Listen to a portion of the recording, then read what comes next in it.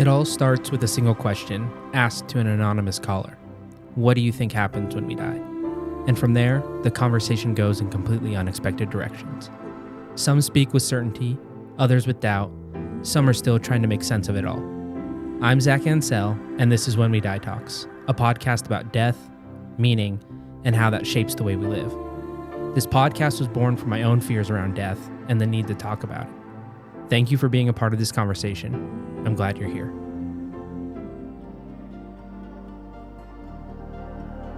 This episode is sponsored by Naya Emberly. We often think of ashes as something that has to stay tucked away in an urn. But what if they could become something you carry with you, close to your heart, every single day?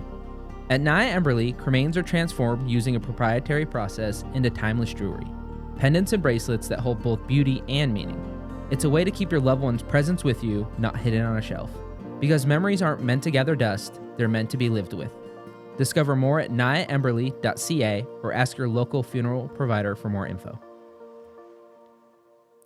Hey everyone, welcome back or welcome here if this is your first time.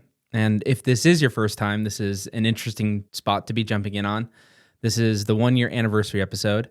And so you're just going to be getting me today. No guests, no anonymous callers. It's just me talking just like I did in the first episode. So I'm not sure if that's a good thing or a bad thing, but maybe an interesting perspective on the project. If it is your first episode, hopefully this encourages you to go back and listen to some other stuff. And I will be doing video for this episode, which feels incredibly strange, even though it's not really any different because normally I'm just talking at the phone to an anonymous caller. This time I did still put up my phone and I have a picture of my dogs up, so I have something to kind of look at and not feel so intimidated by the lens of the camera or actually probably more accurately the video screen where I can see myself. That's probably the most intimidating. So here we are, 1 year into the podcast, 1 year of When We Die Talks. When I first started, I couldn't even say that. I couldn't even say, this is When We Die Talks. I was so afraid. I had this anxiety around it, and I think there was some fear, but it just felt weird. But I think ultimately it just felt like imposter syndrome. Like, who am I to create a podcast? Who creates a podcast? I mean, everybody creates a podcast, but really, who am I to create a podcast? But now we're 30 episodes in, and it has become one of the most routine aspects of my life. I talk to at least one person a week about death, sometimes two, sometimes three. I think there was 1 week where I did 8, and I realized that was too many anonymous calls to do in 1 week. But it's become such a facet of my life, and I'm so grateful for that. And so, as I kind of mentioned already, but to kind of give you a little bit of an idea, this episode is going to be different.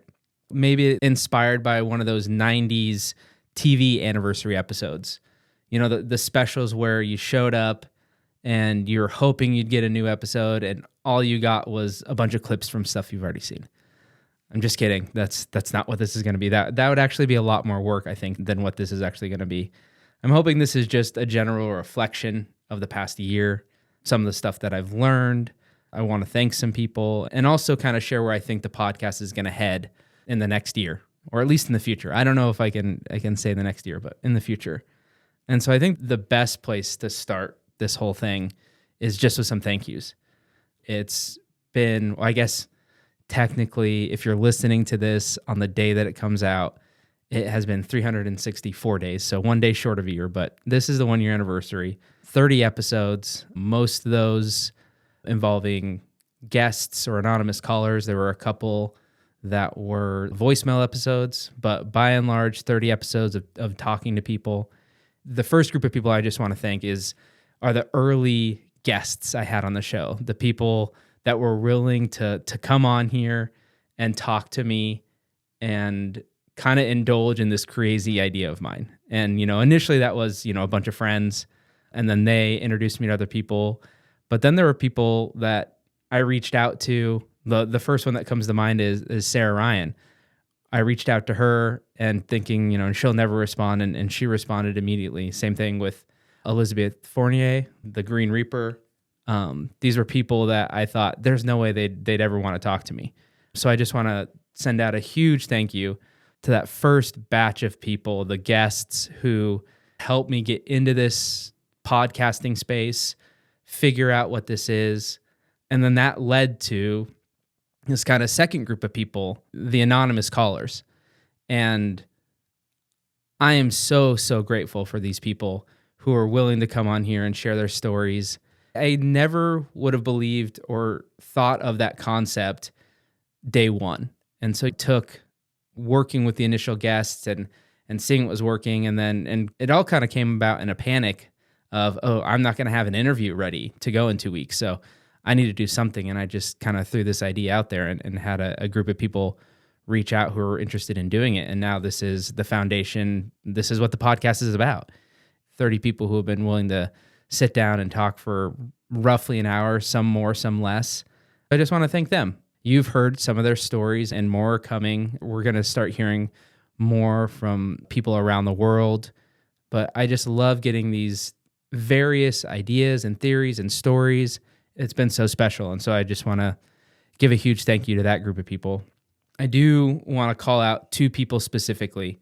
Both of them are early guests of the podcast. In episode 8, I sat down with Don, and I just want to give him a huge shout out. He has been an incredible, I don't even know what the right word is. He's challenged me to look at this project in different ways. I got introduced to Don. We sat down and had coffee for, I don't know, probably an hour or 2 talking about death and, his ALS diagnosis, and really hit it off. And he was so into doing the podcast. And so went to his house, did the interview. It's been one of the most popular episodes. And I've gone to see him probably every, let's say just on average, every 2 months. And every time I go see him, there's a new podcast to listen to, a new book to read. It's almost like he is my teacher or my guide in this to some extent, and is pushing me to look at things differently.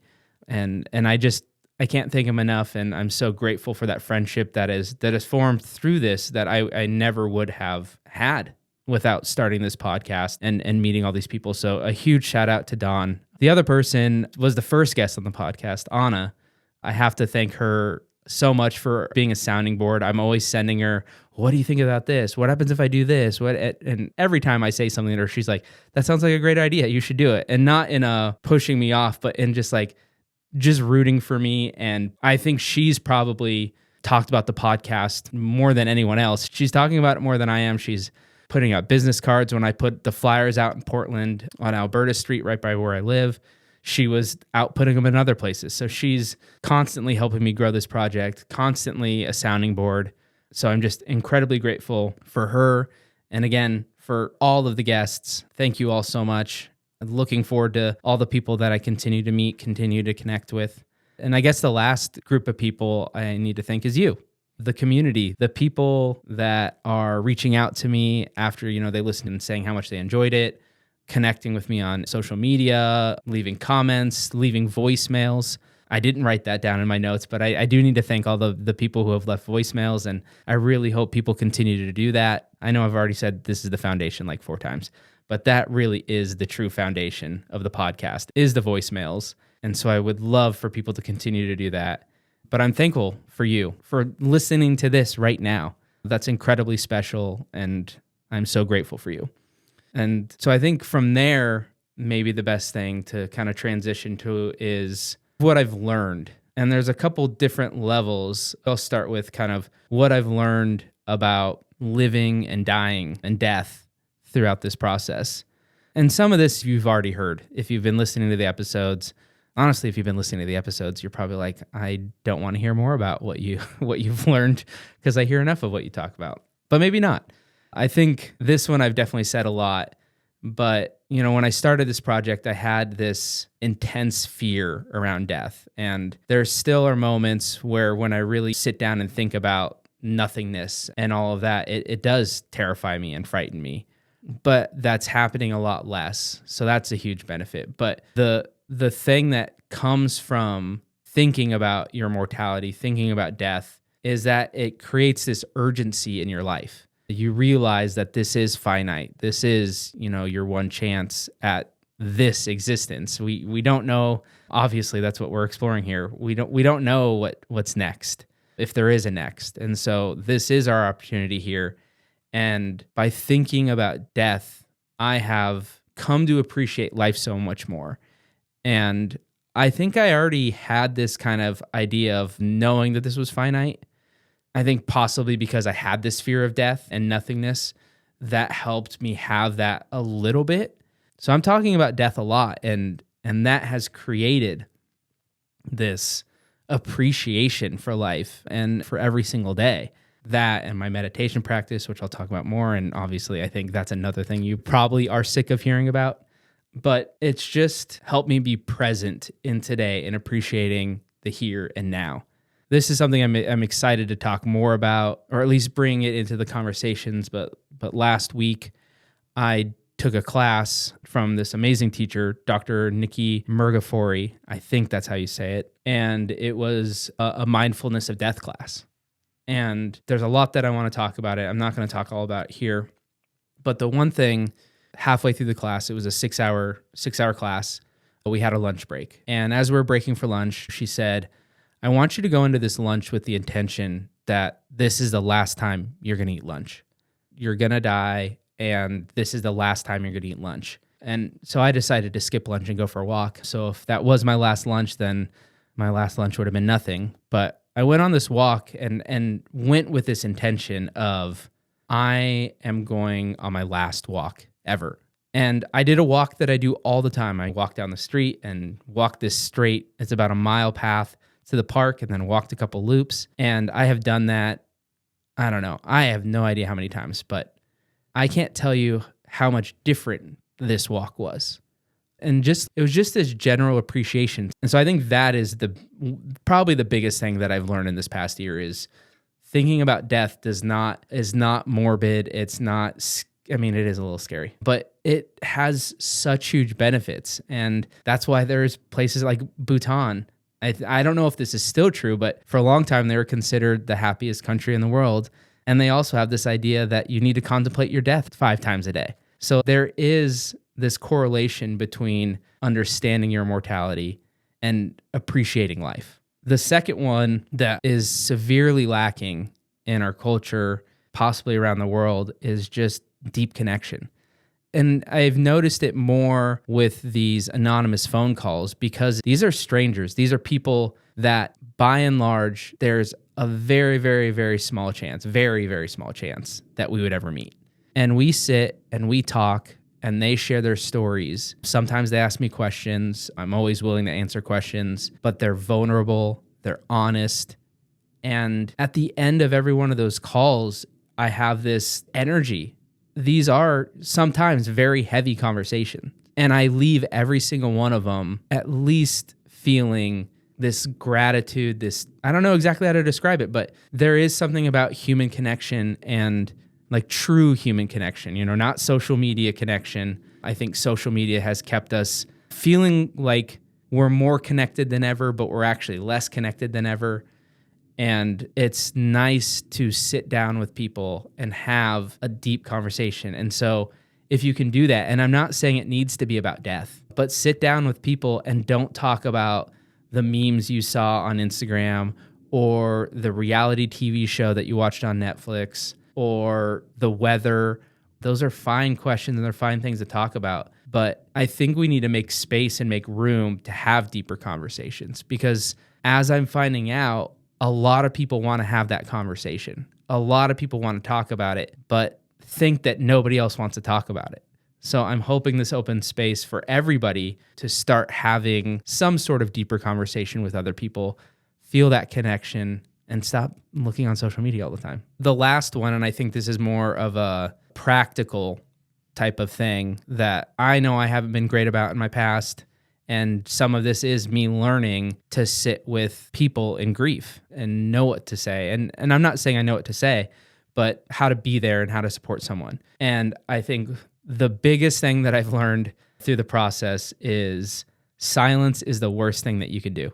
A lot of times we think, well, I don't want to talk to this person because I don't want to bring it up and make them feel worse. And there is an aspect of timing and in the grieving process, but every single point of the process might not be the best thing to be like, do you want to talk about the person that you just lost a week ago? Maybe that's not the best approach. But I know a lot of people who are further out from loss that do want to talk about these people, that do want to share, this is what my dad was like. This was what my sister was. And what we can do is just be there. We can just support people. We don't have to fix the problem because you're not going to. You don't need to try to distract them because that feels like you're just trying to minimize what's going on. And you don't need to create hope because, again, this is a traumatic time for people. And so you don't need to do those things. Those are the things that I feel like are our natural instinct to do, especially to fix. You don't need to do that. What you can do is just show up and just be there for someone. I haven't had to deal with a bunch of grief, but I feel like that's the message that I'm getting from when I talk to people about it. On a kind of different level, but it still plays into death. But just on the podcasting journey, this has been a wild ride because this is far outside of my comfort zone. I was a photographer. Audio was not my thing. And and I've talked about this probably in earlier episodes, but I spent 3 months trying to get this room soundproofed, which I don't know really how much it helps. And I don't have guests in it here anymore, but I had all this stuff set up where it's like, it's going to be a perfect interview space. People are going to be able to come and feel comfortable and feel safe and blah, blah, blah, blah. And so that was kind of my procrastination through quote unquote doing something. But the biggest thing is just start. I've had this conversation with multiple people. I don't think I've ever talked about this, but when I do these anonymous calls, we'll talk for 45 minutes. And then one of the things that I tell the callers is, we'll say bye at the end, but don't hang up. I read them a release so that I can use the audio and whatnot. And sometimes I've talked to people longer after than during, and it just feels different. It's a little bit more casual. But I've had so many people be like, I'm thinking about writing a book. I'm thinking about doing this. I'm thinking about doing that. And I'm like, just start. Just start. We have this idea that what we need to put out to the world needs to be perfect day one. I fall into that. I know I am severely crippled by perfectionism. And I don't know, I had this push last year where I just needed to get out. I just need to start it. It wasn't perfect at the start. I don't know if you could get me to go back to listen to some of those early episodes, but it took talking to those people, the initial guests, and then it took me, I don't want to say I failed, but having this moment of failure where I didn't have an episode ready. And I was like, I need to do something. How about an anonymous caller? That idea would never have happened if I just sat and waited on it. This is the ultimate thing behind this project, what I think I'm really trying to get across. This is the way that I've been describing it to people, and I think it's terrible, but I kind of want to push people into like an early midlife crisis. That's what happened to me. I feel like at 35 I'm now almost 38, but when I tell people, I had this midlife crisis at 35, they're like, that's too early. It should be at 50. And I am so incredibly grateful that I had it at 35, because if I would have waited till I was 50, that's 15 years. And not saying that it's necessarily a choice, but I think part of it was I kind of forced by thinking about death. And it was like, okay, hold on. I need to reevaluate my priorities. I need to figure out what I really want and how I want to live my life. And that pushed me to release the podcast. I was just interviewed on another podcast, and one of the big things that we talked about is when I was a photographer, two of the things that I absolutely said, one of them I was like, I'm absolutely not going to do. One of them I was very rarely did. One of them was video, which I'm now doing for this podcast, and I don't necessarily love it, but I know it's important. And because I have this purpose behind this, I find value in this more than I was in my photography business. I'm willing to do this. I'm willing to do video. The other one's social media. I did not post much as a photographer. I'm now posting close to almost every day of the week. And I'm willing to do that because I care about this project and I want to see it grow. And so I think there's those things where it's just like pushing that midlife crisis. And I hate that term. I think it's, Brene Brown's is the midlife unraveling, which I think is really great. The midlife awakening, maybe. I don't know. I'll work on my own term and get back to all of you. But I think it's just starting and realizing that there is no such thing as an overnight success. It doesn't happen that way. I put this out and I don't know, I think I had maybe the first episode of the podcast, I probably had 200 followers on Instagram. And not saying that I have a huge number now, but to think that you're going to put something out and it's going to be perfect and it's going to be this epic thing and you're going to drop it to 200 people and then those 200 people are going to be like, "Oh my gosh, this is so cool. This is so freaking amazing." And somehow those 200 people are going to spread it everywhere. Very, very, very, very unlikely. It's just you've got to start.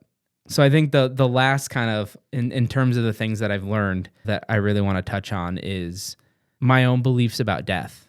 That's where this project started. That's what this project is exploring. Obviously, it's more than that, but this is why I started it. It was to explore my own thoughts and my own beliefs and bounce ideas off of other people. And it's really hard to quantify these things because it's not like there's a chart where I'm like, oh yeah, this is percentage comfort I feel around death, and this is the percentage around this I feel. So it's really hard to quantify, but I would say if I could take myself a year ago and take myself now, I think I'm probably more uncertain about what happens when we die. I think I was, I don't know, I don't want to say 100%, but I think I was, in the realm of fairly certain with maybe like a little sprinkling of hope that nothing happens, the hope of that something else happens. But that definitely has shifted since I started this. And I think the ideas that I'm tossing around a little bit is I still hold this nothingness idea. And there also is a way, as I've heard from, multiple anonymous callers, there is a way to hold that without anxiety and without fear. So I think that's part of this upcoming year is dealing with nothingness. And I think it was before the podcast even started, I read, it's called The Book, which is kind of confusing to share, but The Book by Alan Watts. And he talks a lot about nothingness in there and how it's not something that we can necessarily comprehend. I remember, I think on Sarah Carter's episode, I talked about that a little bit. So I'm leaning into the comfort that it is something that happens. And if it is nothingness, then what does that mean? Because nothingness is really confusing. And even preparing for this, I was going to pull a quote for this, but I don't know if I really want to throw quotes in, especially with how long this is getting already. But I was reading about Alan Watts, and he had this long quote about if we look back at the universe was created from nothing to something. And so that is something that's fresh in my brain that I'm kind of tossing around a little bit and trying to figure out how that works with, how I feel and what I believe. But that idea of nothingness and having some comfort around it is one of the ideas. And then I think the other one that really taps into my meditation practice, and the one that I feel if I had to pick something else besides nothingness, I think this collective conscious, and now I'm unsure because I was looking this up too as I was prepping for this episode. I need to figure out what the difference, or if there is a difference, and I've been saying it wrong, but there's the collective conscience, and Carl Jung had the collective unconscious. So I'm trying to figure out if those are the same or different.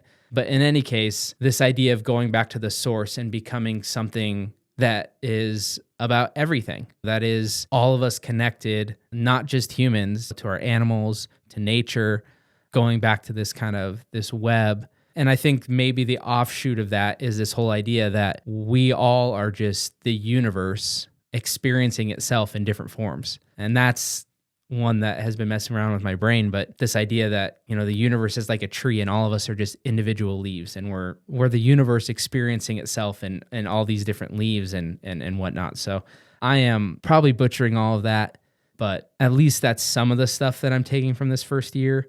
I think my favorite idea, I don't know if it's something that I can really feel, but I love the idea of reincarnation. And I'm hoping that something in the upcoming, it's not necessarily a season, but the upcoming episodes and the upcoming calls, that's something that gets explored more because it is very interesting.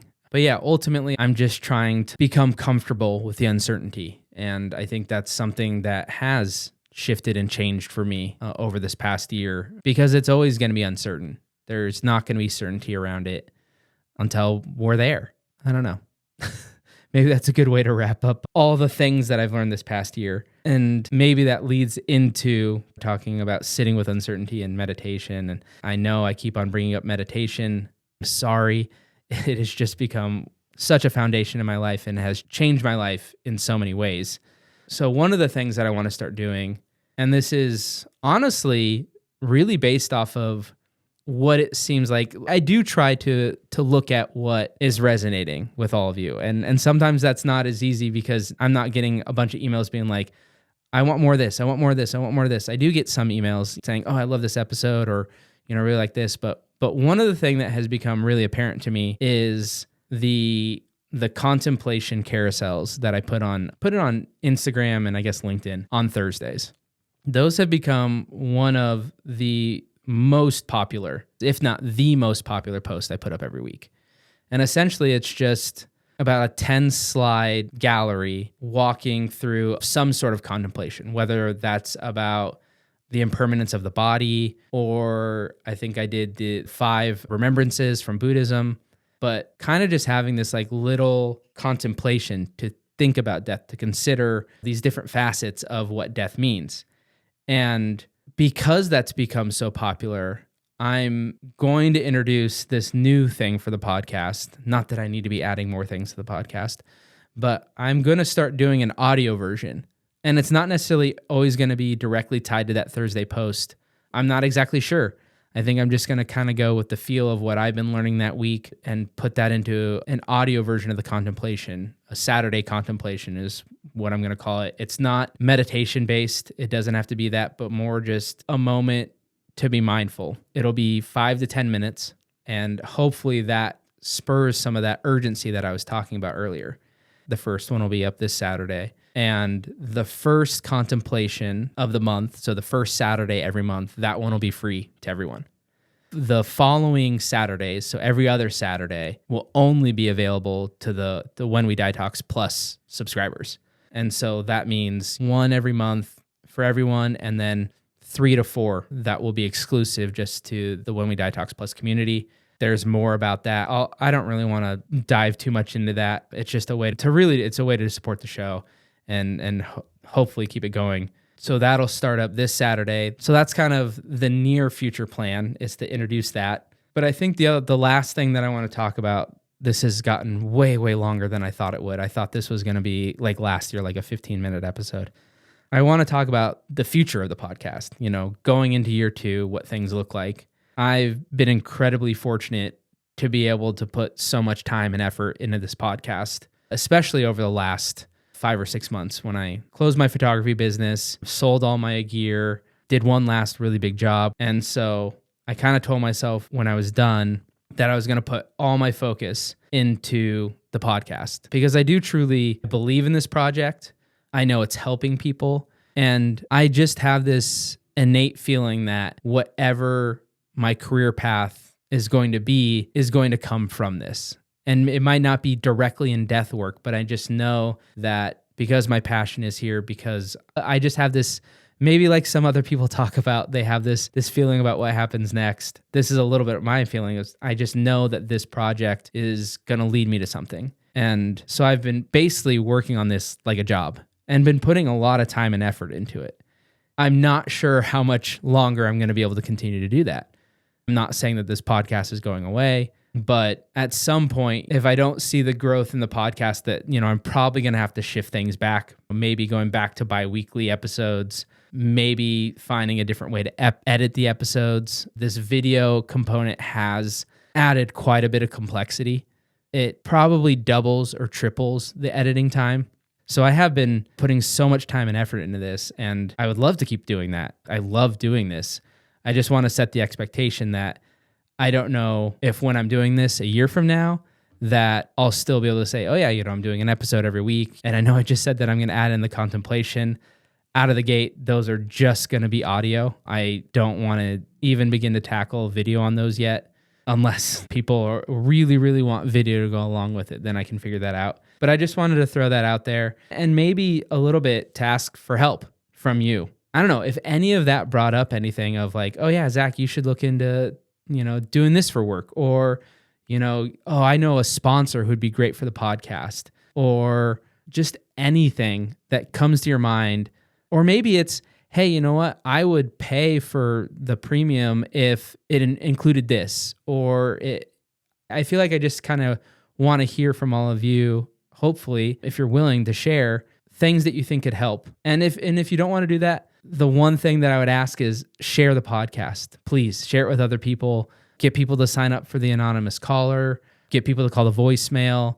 Leave reviews on the podcast platforms. Whatever you can do, I would really appreciate. And I think that's kind of a good place to wrap things up. That was an incredible first year with the podcast. 30 conversations, although I guess with some of the ones that haven't aired, I mean, it's nearly 50 conversations that have challenged me, that have surprised me, that have changed me. And I'm incredibly grateful for that. The goal is simple for now. Keep going, keep asking the question. My big goal is to hit 100 anonymous callers. Nothing's changing with the podcast yet. I want to make that clear. Gonna keep pushing through the end of the year, and when January hits, we'll see where things are at and see what makes sense. But I just want to say thank you so much for listening. For those of you who have shared, if you've listened, there have been some incredibly heavy stories shared, and I'm so grateful that people are willing to do that with a complete stranger.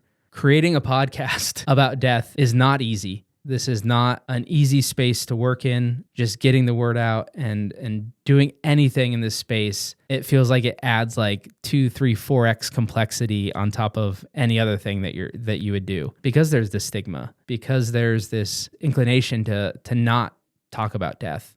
And so I'm so grateful that you show up, that you're a part of this, and that you're helping me get the word out.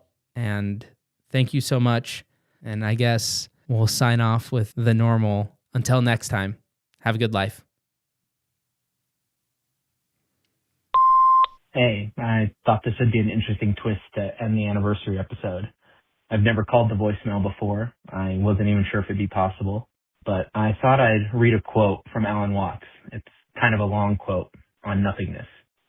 So if you really go the whole way and see how you feel at the prospect of vanishing forever, have all your efforts and all your achievements and all your attainments turned into dust and nothingness, what is the feeling? What happens to you? That's what it's all going to come to. And for some reason or other, we're supposed to find this depressing. Do you see in a way how that is saying the most real state is the state of nothing?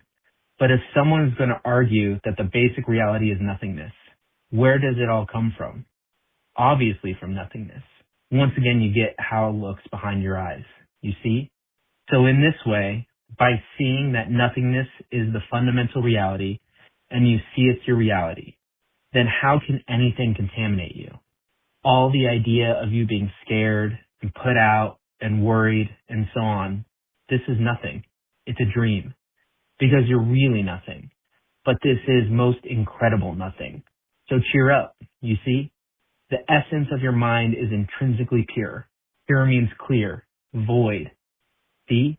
If you think about this idea of nothingness as mere blankness, and you hold on to this idea of blankness, then kind of grisly about it, you haven't understood it. Nothingness is really like the nothingness of space, which contains the whole universe. All the sun and the stars and the mountains and the rivers and the good men and the bad men and the animals and insects and the whole bit, all are contained in void. So out of this void comes everything, and you are it. What else could you be? So thank you for being a part of this project. Looking forward to seeing where it all goes.